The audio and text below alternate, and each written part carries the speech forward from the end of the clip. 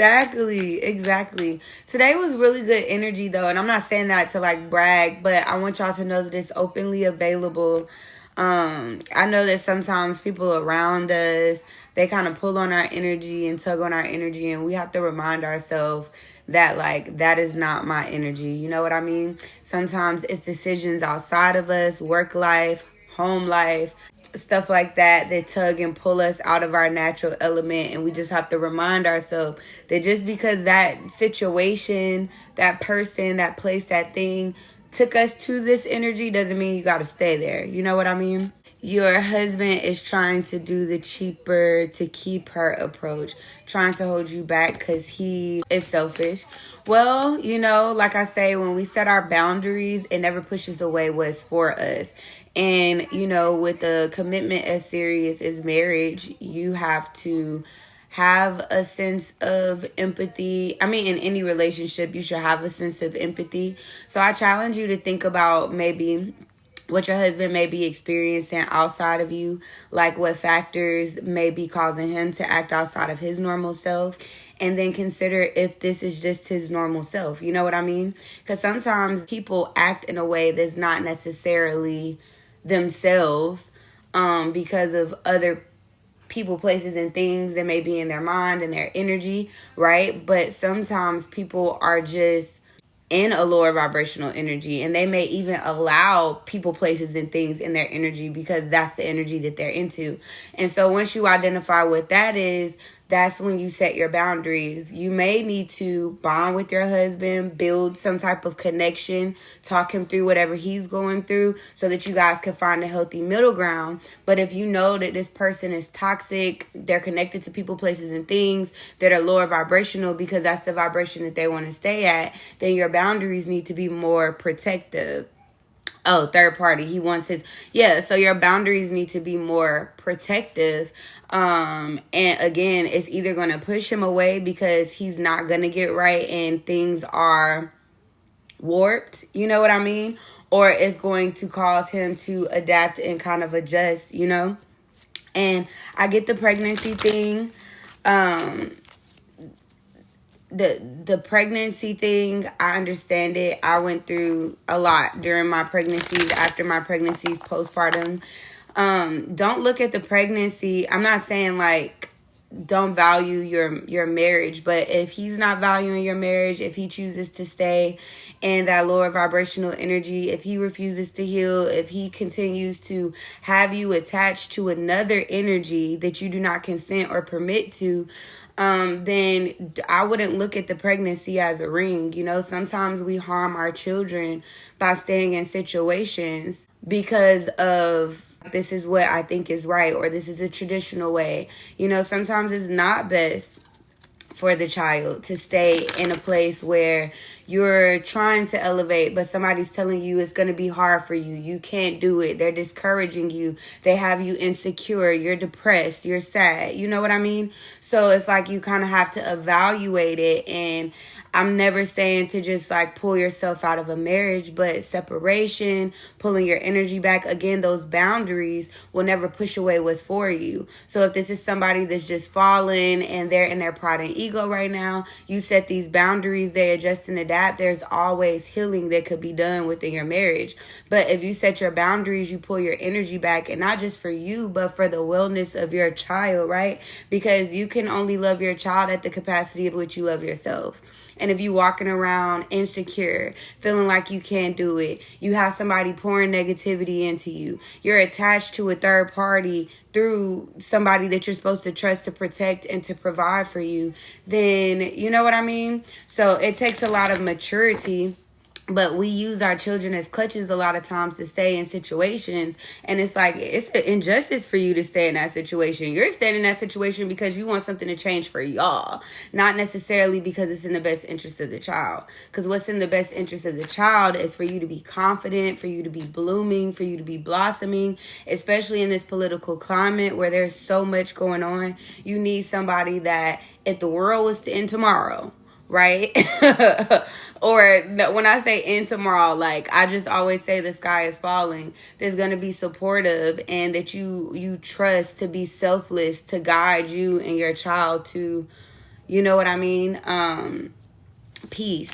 And if you're dependent on him, it's time to get resourceful and get in a place of figuring out what resources are available to you, how to become independent. Look, God is real. You know what I mean? So it's the odds were stacked against me multiple times, but sometimes, especially with manifestation, we're spiritual enough to get readings, but we're not spiritual enough to know that when we release the things that don't serve us, that there's a higher power that's going to provide everything that's for us. The law of attraction, when you disconnect from these things that are keeping you stuck, you're going to be catapulted into what you need. It's just surrendering and taking that leap. But we have to let go of that victim mentality and the excuses of, well, I have to stay, because staying could be the same thing that unalives you, right? Whether it's your heart, whether it's physically, whether it's mentally, whether it's energetically. You got to get to a place where you don't look at these physical traditions, right? Well, we have a child. Well, we're married. Well, he pays the bills. But we look at things from an energetic perspective and understand that this is killing me. Energetically, physically, mentally, whatever aspect that it is. Thank y'all. I love you too. So right now, I wouldn't say just, because it's not about being on a radical side of the spectrum. You don't want to be too oblivious and action oriented where you set yourself up for failure, but you also don't want to be too complacent where you're setting yourself up for something to where you're always going to be dependent on him. So right now could be a great time to, I know when my last relationship was failing, I used to call Break the Silence. It's a domestic violence hotline. And a lot of people think domestic violence means somebody's locking you in a closet or hitting you. But it's emotional abuse, mental abuse, financial abuse. And you can call them, you can vent. These people will give you resources that are available to you, or even, people around you that can help you get on your feet. They could connect you to financial aid services. I hate to say shelters, because people be like, I'm not leaving my life to go to a shelter. But when I say shelters, they have places that may help you with an apartment for 4 to 5 months or whatever, but you won't know about these things if you don't ask about them. Maybe getting your side hustle on, starting to look up stuff about how to make money from home with a 2-month-old. I'm doing it, so I know it's possible. Hell, I got 2 and I got 1 in my stomach. And I've always did it. Me and their dad was on and off, on and off, on and off. I'll sell everything, move with him, and then he'll be like, I'm gonna help you get on your feet. But he would take me off of my feet to move me in with him and be like, I'm gonna help you get on your feet, but I can't do this anymore. So I've had to do it for years. So it's possible. You just gotta get in your go-getter era and make shit happen. You know what I mean? And that's why I don't want to be insensitive, but I do want you to know that if you don't get in a progressive energy, then you stay stuck. So it's either stay stuck and, like I said, kill your... I forgot, I'm on TikTok, and they misinterpret everything. And you slowly unalive yourself by being in a negative space, right? Energetically, physically, emotionally, mentally, whatever that is. Or, it's step on the other side and, kind of be proactive. You got to take care of you. Facts. Yeah, life is so short, and it's so much beauty, and I think we get so stuck on where we are and we forget about how good it can get. Sometimes you got to focus on how good it can get, right? There are better feelings to feel. And like I said, it's not about abandoning your values and your morals and your traditions, right? Marriage, children, relationship, stability. But it's also not about draining yourself just to have those things. Because if those things are breaking you and keeping you stuck, what value are they really? Life is beautiful though. And I think when you get out of those toxic situations, it starts to feel, you reconnect. And sometimes we got to reconnect with our inner child. I think a lot of times our inner child, we think of childhood now that we talked about healing and shadow work, we connect it to trauma. But when I say inner child, like innocence, before heartbreak, before, maybe, yeah, your mama used to cuss you out or you used to get whoopings, but I'm talking about the inner child, that innocence about you. Like sometimes watching those old movies, even spending time with your child, watching things that you used to be into, looking at old pictures of yourself when you were just like, like not the traumatic side, even though we do have to address trauma that happened in our childhood. Like there was a lot of innocence that came with our childhood. Like I remember watching Phil of the Future, Lizzie McGuire, the Wild Thornberries, dancing in my room with my microphone, and my mama saying, "Be quiet, I'm trying to watch Desperate Housewives." Get my hair done every Saturday. Like sometimes you gotta reconnect with those periods to remember that like life is beautiful. You know what I mean? Like just eating nostalgic foods. Hell, if you hear the ice cream truck outside, going outside, getting some ice cream, just doing things that reconnect you to a time of like innocence.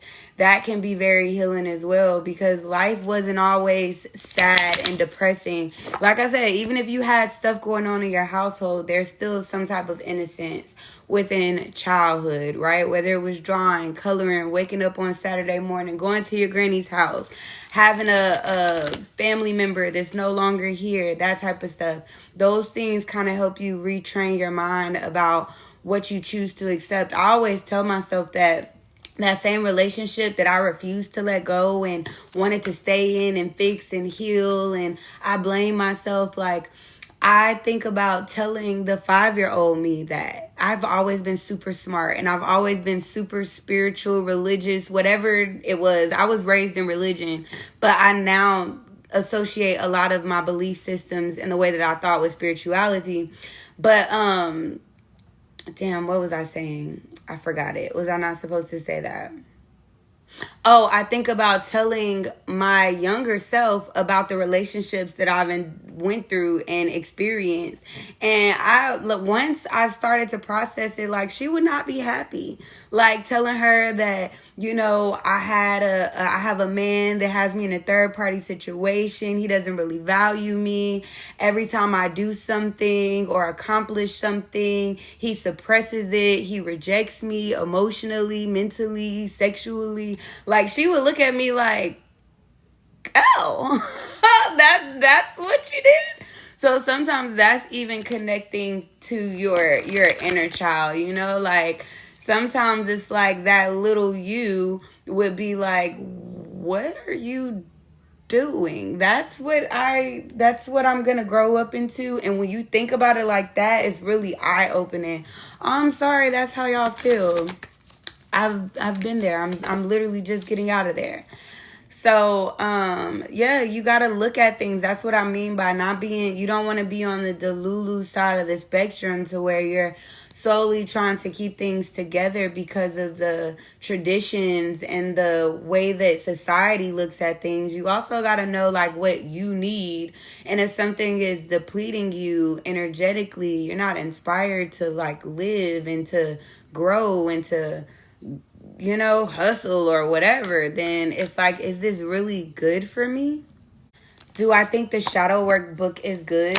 I feel like I've never used a shadow work book. I've never used it, but I think anything that if you don't know where to start when it comes to shadow work, the shadow work book could be good. Looking at shadow work videos could be good. Reading shadow work content like ebooks and stuff, whatever opens your mind and helps you understand what shadow work is would be good for you. I like guided journals. I actually have some myself.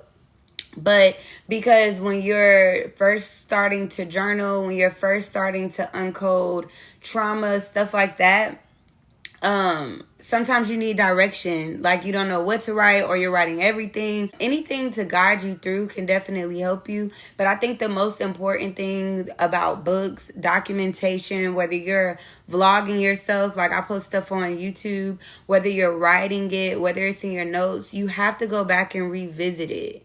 You have to go back and revisit it, because it's very important to see how you process something when you originally first started doing the work, and then how your mind is shifting. Like, are you still in that same place as when you first started doing the work? Is there another way that you're looking at things now? And hell, sometimes reminding yourself of the lessons that you forget. I think sometimes we, like with trauma, you X certain things out of your mind. You know what I mean? And sometimes you have to refamiliarize yourself with things so that you can stay on the right track. I say that because, like, with trauma, Stockholm syndrome, sometimes the same person is doing you wrong. You try to X out certain things that they do to you so that you can function. And so sometimes you have to remind yourself of the things that you forgot, the things that you've processed, and kind of reevaluate from your future self, if that makes sense. I hope that makes sense. But it's just really important not to just write it and release, but to also write it and to, like, revisit it. Well, it's super hard to detach when you're, like, in the environment. It is.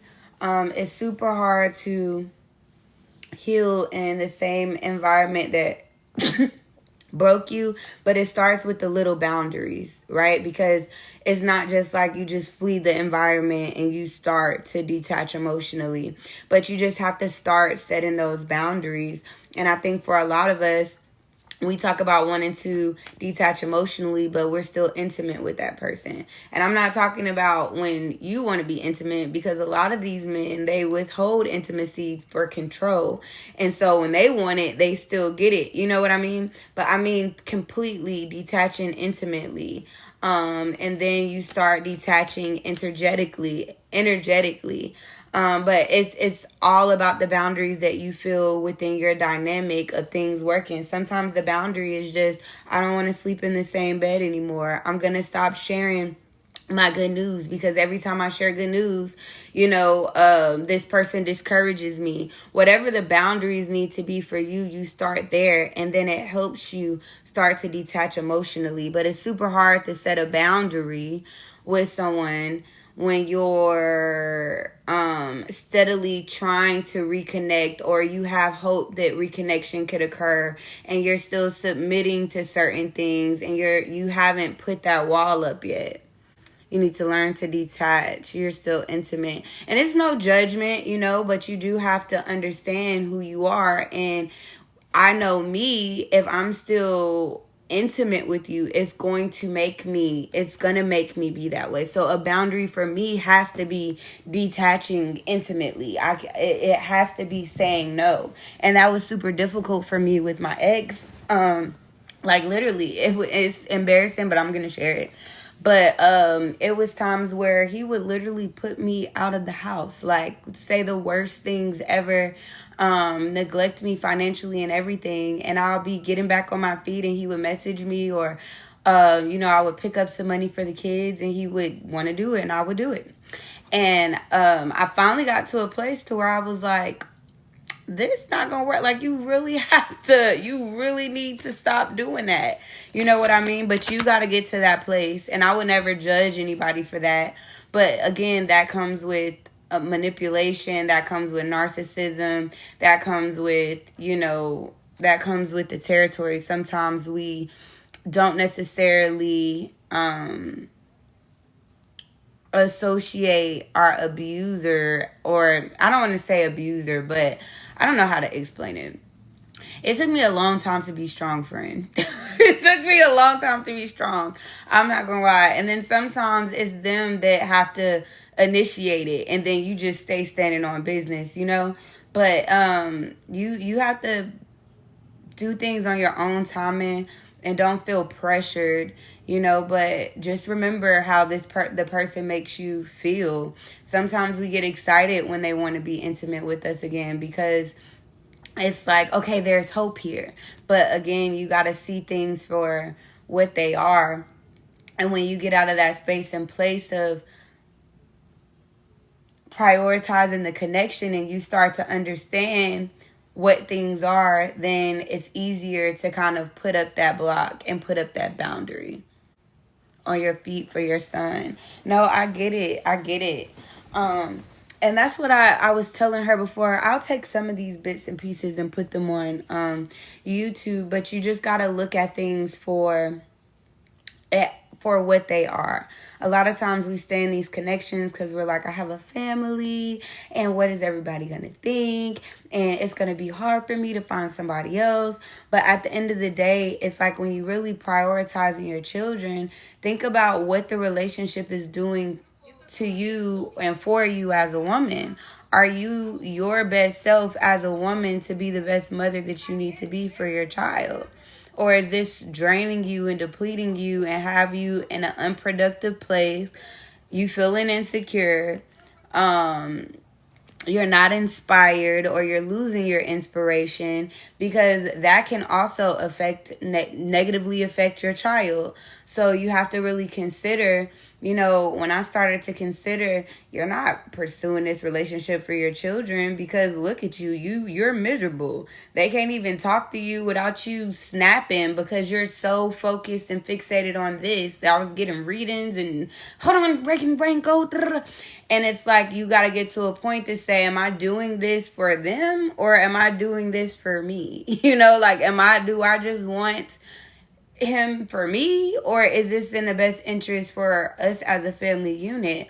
And when you start asking yourself those questions, you start to see, maybe this isn't in the best interest of my child. And I'm never telling anybody to just leave a marriage. But again, when you're in a marriage with somebody that's unwilling, somebody that is seeing other people, somebody that is not inspiring you, especially you guys, we're in a crazy political climate. You need someone, even if it's not a provider, someone that is protective, someone that you trust their guidance, someone that's not fickle. You know what I mean? Someone that is going to be able to withstand certain temptations, and if somebody's not prioritizing you now, if something crazy happens tomorrow, you can't really trust them. So you have to be mindful. Right now is not a time to operate based off of emotions. It's a time to be really grounded and spiritually connected. Especially as women, you need to be in a place to where we need to be knowing what to feed our children, what to not feed our children. We need our spirits, our discernment, everything to be on a 10 right now. You know what I mean? Health-wise, mentally, physically, emotionally. So, I'm trying to go on this health journey. It's so hard. But I'm trying to drink more water, eat more fruits. I think we're going to do vegan during the day, and then we're going to eat, we're going to pig out at nighttime. But even when we pig out, eating healthier, getting food from healthier places. Just so much that we have to be focused on, and being in a relationship to where all you can focus on is trauma and doubt and lower vibrational energies. It's just not even worth it. It's not at all. And no judgment, but it's just not. But I hope y'all receive that. And I'll go through the video and post it. But life is, I don't want to keep saying life is too short, because really, we have time, but it's just all about how you use your time and optimize your time. You are so welcome, my love. You're so welcome. I hope that gave you some clarity, some peace of mind, some encouragement. And I tell people it's very important what you pour into your mind. I know how it is when I've gotten readings or heard a message and it inspired me, and then as soon as that person gets offline, I go back and start pouring in that other stuff, and I'm right back where I started. You got to continue to watch what you are pouring into yourself. Like the other day, I watched this health documentary, and I've been so on it, and I'm like, I need to do this, I need to apply this, I need to do this. And so I have to continue to connect to that energy and watch things of that energy, so if you get off of this live and it's inspired you, and then you go watch Love and Hip Hop and Married to Medicine, and they're in relationships and they're yelling at each other and they have third parties, then you start to normalize that energy again. But if you get off of here, or you retrain your timeline to things, healthy relationship, positive marriages, not watching paternity court or divorce court, but watching things that are filled with positivity, healthy self-talk, stuff like that. Yeah, my list is open, my love. You said it's triggering. My list is open. My reading prices are here. My Cash App and my PayPal are in the link in my bio. But when you're feeding yourself those things, then, it works. Like, I know when I was going through it with my ex, I actually didn't leave. He left, and then like he was like still trying to be in my energy. So I had to like really set boundaries. And around that time, I couldn't listen to like sad, depressing love music. I had to really listen to music, love music, or music that put me in the energy that I needed to be in, which was inspired, not lacking faith within love, believing in love and trusting. And so even the music that I listened to, I couldn't focus on I can't stop loving you and I'm so sorry. I couldn't listen to that music. I had to listen to music about how beautiful love was, and so I can keep my faith and not just be in a very depressive state.